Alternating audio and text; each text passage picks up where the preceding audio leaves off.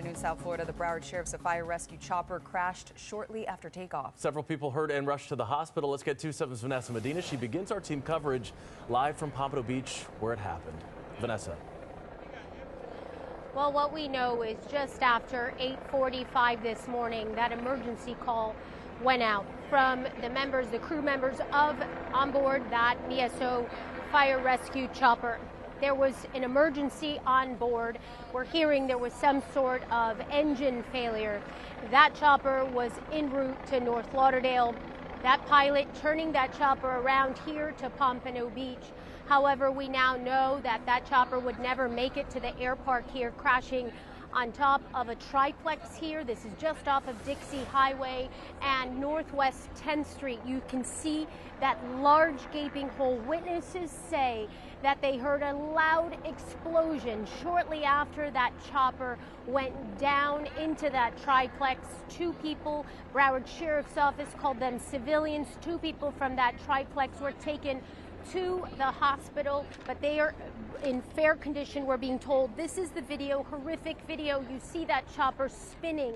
You see its tail coming off and it spins to the ground, crashing on top of that triplex. We do know, like I said, there was some sort of engine failure. We just heard a short time ago from Ralph Rayburn. It was a 2-minute flight. It never made it back to Pompano Air Park here. Now, we do have pilots or the crew members on board that chopper on the roof here. Whether or not how they got on that roof, how they got out of that chopper as it spun to the ground and spiraled is unclear, but we do know, obviously, from seeing that picture that 2 of those crew members are expected to be okay. Now, Broward Sheriff's Office was out here a short time ago just giving us an update as to what's happening. We were told the NTSB is coming, the FAA is already here on scene. Vita Coleman-Wright did speak, and this is what she had to say just a short time ago. Investigators from the NTSB are en route. FAA, they're already on scene, and in incidents like this, when aircraft go down, you see parallel investigations that have to occur. We're asking for the public to be patient with us. This part of Dixie Highway, I would imagine, will be closed for most of the day. I'm sure investigators will be back out here tomorrow. So as you heard now, this is going to be a several parallel investigation here. NTSB, FAA, investigating exactly what happened here, what caused that chopper to go down. But we did hear what happened on board moments before this crash from Broadcastify. If we can go to that, let's hear what may shed some light on exactly what happened here. Let's listen to that. Guys, we're having mechanical issues while we're headed back to our station. He advised that the helicopter was leaning up against the house. It has caught part of the structure on fire. He thought that part of the house was knocking out. We have another unit that finds that there is fire from another source. Pompano Tower, BSO 9. Tower. We just had an engine failure. We're going to require priority for a runway, please. We're declaring an emergency. And we got a single-story, multifamily, residential. It's fully involved at this time.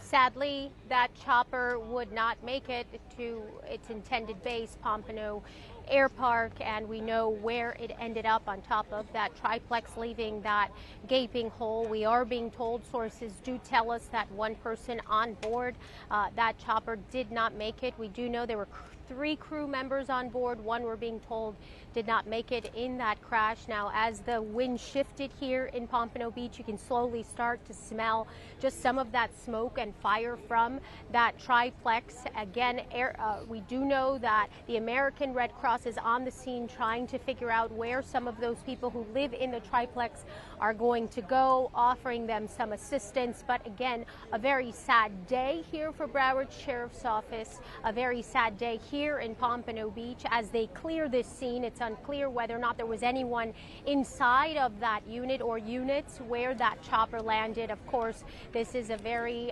moving investigation. It's fluid, it's active, and as you can see behind me, there's still a lot of rescue units here. And as soon as we get more information, of course, we'll bring it to you live. For now, reporting live in Pompano Beach, Vanessa Medina, 7 News. All right, Vanessa, 7 Samantha Sosa continues our team coverage. She spoke to a family inside the building at the time of the crash. Samantha. Yeah, that's right. And that family tells me that they had 2 family members, 2 men, who lived inside of an apartment where the helicopter came crashing through the living room, they tell me. You'll hear from them in just a bit, but we'll show you right now this is still a very active operation. Several agencies still here. When we got here just before 10, we saw tons of smoke just beyond Dixie Highway over there where all of the emergency vehicles are, but now that smoke has since dissipated. Still, Pompano Fire Rescue is here after putting out a massive fire. We're told the FAA is here, NTSB is on the way, and dozens of BSO deputies are here. Also out here, neighbors are standing around trying to figure out when they can get back into their units.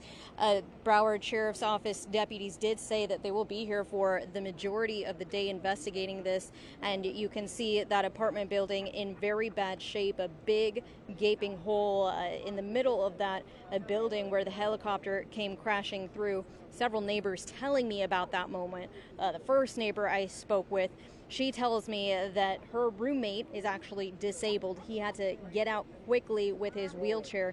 Thankfully, he's okay. He was transported to the hospital just as a precaution because he was overheated.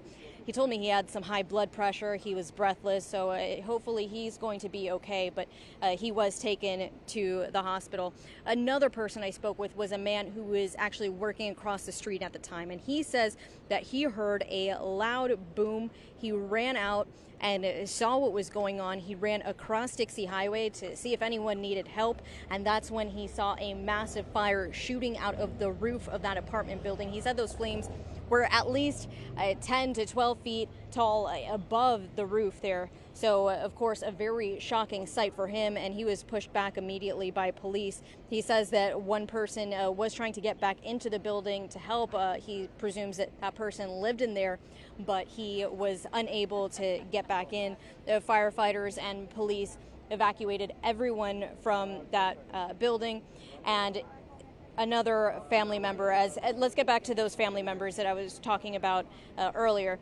They tell me that 2 of their family members, 2 men, they live in that apartment building where the helicopter actually crashed through, and they miraculously made it out. They say it crashed right through the living room, and they were there at the time. They were getting ready for their day, and these family members were extremely distraught when I first spoke with them because they didn't know how their family members were doing. They got a call from a neighbor, and that's why they rushed over here. But this afternoon we are learning that those 2 people are okay, police describing them as being in fair condition. So that's some good news for these family members who frankly tell me that they could not take any more tragedy. Take a listen to what they had to tell me. That's my brother, in my mom's house. How many people were inside? There were 2. And they're okay? They're at the hospital right now. The sheriff people say they're okay, but I haven't spoken to them. It's hard. Our family has been through a lot. We just lost our mom in October, and my little brother the year before. So for this to be happening right now, it just feels like it's something on our family, and I'm just going to pray with my family and my siblings that we can pull through and make the best out of this. And again, those 2 are recovering at North Broward right now. Hopefully they have a swift recovery. Police also telling us that the 2 of the people who were inside the chopper at the time, they also described them as being in fair condition. So again, wishing them a swift recovery as well. If you're in this area, of course, Dixie Highway is a very busy street. It is completely closed off between at least 5th Street to 15th Street.